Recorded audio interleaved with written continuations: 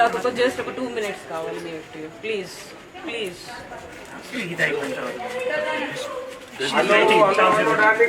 దేశపతి గారు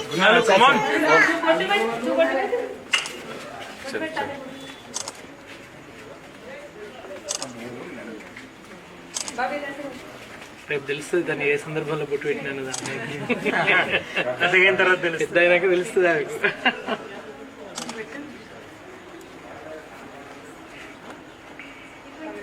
బ్లెస్సింగ్స్ తీసుకో.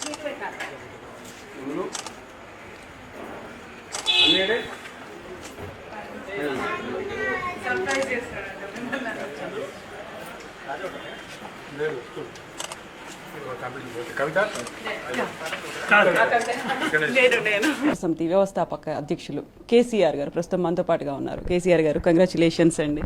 థ్యాంక్స్ అండి, థ్యాంక్ యూ సో మచ్. మీరు అనుకున్న లక్ష్యం నెరవేరింది అనుకుంటున్నారా? మొత్తానికైతే కేంద్రం ఒక ప్రకటన చేసింది, 13 ఏళ్ల పాటు పోరాటం చేశారు. 10 జిల్లాలతో కూడిన తెలంగాణ కోసమే తెలంగాణ ప్రజలు పోరాటం చేశారు. వారి పక్షాన నిలిచి టీఆర్ఎస్ పోరాటం చేసింది. డెఫినెట్గా ఈరోజు వచ్చిన ప్రకటన చాలా మంచి ప్రకటనే వచ్చింది. స్పష్టమైన ప్రకటన, కంప్లీన్ లాగానే ఉంది. ఇది తెలంగాణ అమరుల యొక్క విజయం, తెలంగాణ ఉద్యమకారుల యొక్క విజయం, తెలంగాణ ప్రజలు సాధించుకున్న విజయం. అయితే ఈ సందర్భంలో మీరు అడిగిన ప్రశ్నకు 2 విషయాలు చెప్పాలి.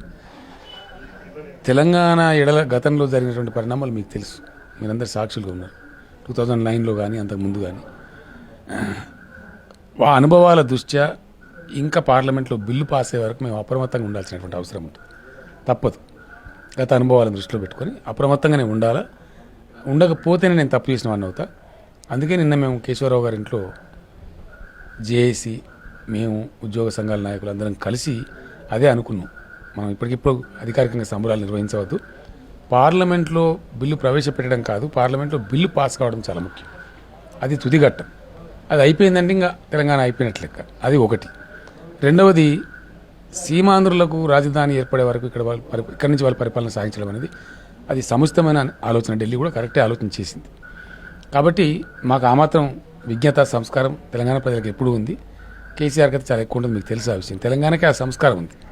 కాబట్టి వారు నిరభ్యంతరం ఇక్కడి నుంచి పరిపాలన చేసుకోవచ్చు కొంతకాలం పాటు. ఎంతకాలం వారు కన్వీనియంట్ కొంతకాలం, దానికి మాకు అభ్యంతరం లేదు. కానీ కామన్ క్యాపిటల్ అని అన్నారు హైదరాబాద్ని. What is like common capital? దాని స్వరూపం ఏంది, దాని స్వభావం ఏంది, ఆ మెకానిజం ఎట్లా ఉండబోతుంది, ఈ విషయాలు కూడా క్లారిఫై కావాల్సినటువంటి అవసరం ఉంటుంది. అందుకోసం ఒకటి అది క్లారిఫై కావాలి, ఒకటి. రెండవది బిల్లు పాస్ కావాలి, 2. అప్పటిదాకా మేము అప్రమత్తంగా ఉండాలి. 10 జిల్లాలతో కూడిన తెలంగాణ వచ్చింది కాబట్టి సంతోషం, నా హర్షం. నేను శ్రీమతి సోనియా గాంధీ గారికి, ప్రధానమంత్రి గారికి, మాకు సహకరించిన 32 పార్టీలకు, ముఖ్యంగా బీజేపీ నేత సుష్మా స్వరాజ్ గారికి హృదయపూర్వకమైనటువంటి ధన్యవాదాలు, కృతజ్ఞతలు కూడా తెలియజేస్తాము. సో మీరు ఇంతకాలం 13 ఏళ్ల పాటు పోరాటం చేశారు, ఎంతోమంది అమరులయ్యారు, మీరు కూడా చాలాసార్లు అవమానాలకు గురయ్యారు, ఆటుపోట్లకు గురయ్యారు. ఒక్కసారి ఈ క్షణం కనుక మీరు వెనక్కి తిరిగి చూసుకుంటే ఏమనిపిస్తుంది ఇన్నేళ్ల పోరాటంలో? ఇంగ్లీష్లో ఒక ప్రావర్బ్ ఉంటుంది కవిత గారు, pains are forgotten when gains come అని చెప్పి. నిజానికి ఒక సన్నివేశం తలుచుకుంటే ఒళ్ళుగా ఉరుపుడుస్తుంది. అమరులు చనిపోయినటువంటి సందర్భంలో చాలా ఏడ్చినాను నేను, చాలా దుఃఖపడ్డాను.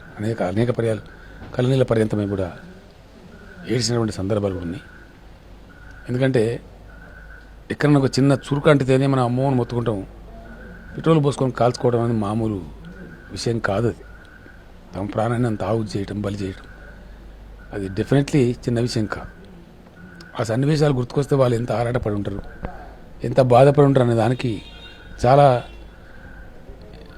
హృదయ విదారకమైనటువంటి సన్నివేశాలు బాధపడడానికి కలిసి వేసినారు. నేను కూడా నిమ్స్లో ఉన్నప్పుడు సాగు నోట్లో తలకాయ పెట్టిన పరిస్థితి. మిత్రులు చెప్తుంటే నేను కాదని అంటున్నా, కానీ రోజు నేను ఏం చేసేవానంటే బాత్రూమ్కి వచ్చేవాడిని. నా పరిస్థితిని నేను టెస్ట్ చేసుకోవడానికి, అసలు కంట్రోల్ ఉందా బాడీ లేదా అని టెస్ట్ చేసుకోవడానికి. ఆ చివరి రోజుకు ముందు, ప్రకటన వచ్చే ఒక రోజు ముందు, మంచాలు పట్టుకొని, బెడ్స్ పట్టుకొని నేను వెళ్తున్నా. నేను ముందుకు నడుస్తున్నాను, అడుగు వేస్తే అడుగు ముందుకు పట్టలేదు, పక్కకు పడతాం, తప్పి పడతాం. నేను అనుకున్న కంట్రోల్ తప్పుతుందని.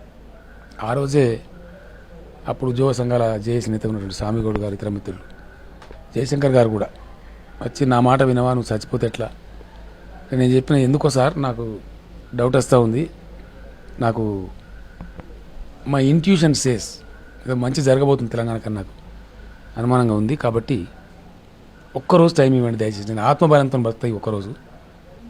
రేపు మీరు చెప్పినట్టు వింటా అని చెప్పి అనుకున్నట్టుగా, ఆశించినట్టుగా, నా ఇంట్యూషన్ చెప్పినట్టు, నా అంతరాత్మ చెప్పినట్టుగా 3 గంటలకల్లా చిదంబరం గారు కాంట్రాక్ట్ రావడం, మీకు ఏం కావాలని అడగడం, తీర్మానం వారు ఆ రోజు వాస్తవం ఢిల్లీ నుంచి వచ్చిన ప్రకటన జయశంకర్ గారు నిమ్స్లో రాసిందే ఆ ప్రకటన డ్రాఫ్ట్ చేసి పంపటం, ఫైనల్గా వారు రాత్రి 11:20 నిమిషాలకు అనౌన్స్ చేయడం, నేను దీక్ష విరమించడం జరిగింది.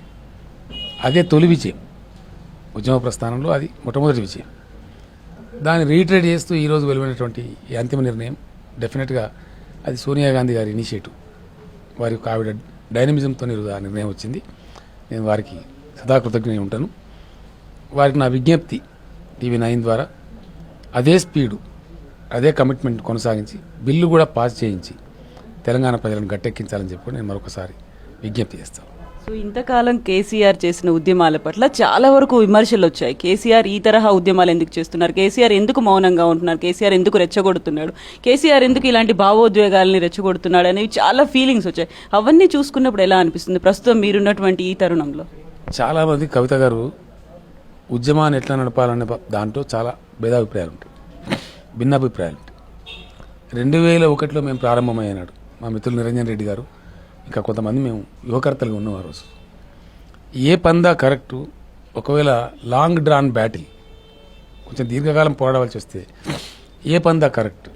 కొంతమంది ఏంటంటే మొండిగా ఉంటారు, మొండిగా వాదిస్తారు. నేను వెళ్ళిపోయి గోడ తలకాయకేసి కొట్టుకుందాంపా అంటారు. ఏముంటుంది, గోడ తలకాయకేసుకుంటే పగిలిపోద్ది, అయిపోతుంది. ఈ రోజు వచ్చేది కాదు, అంతే కదా. సో వ్యూహాత్మకంగా కొన్ని సందర్భాల్లో తగ్గి ఉండడం, కొన్ని సందర్భాల్లో హెచ్చి ఉండడం, కొన్ని సందర్భాల్లో మౌనం పాటించడం, అవసరమైన సందర్భంలో మౌనం అంటే కూడా అది చాలా మాట్లాడినట్లు లెక్క. మౌనంగా ఉండడంలో చాలా పెద్ద మెసేజ్ ఉంటుంది. ఆ సమయ సందర్భాలను బట్టి వ్యూహాత్మకంగా అడుగులు వేసినాం కాబట్టి ఈరోజు 13 సంవత్సరాల సుదీర్ఘకాలం ఉద్యమాన్ని నిలబెట్టుకోగలిగినాం, అంతిమంగా విజయాన్ని కూడా సాధించగలిగాం.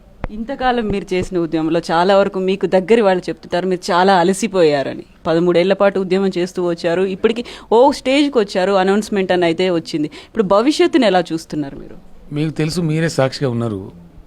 నా మీద జరిగిన రాజకీయ దాడి, నా మీద వేసిన నీలాప నిందలు, నా మీద చేసిన విమర్శలు ఇప్పుడు బహుశా ఇండియాలోనే ఏ రాజకీయ నాయకుల మీద జరిగింది.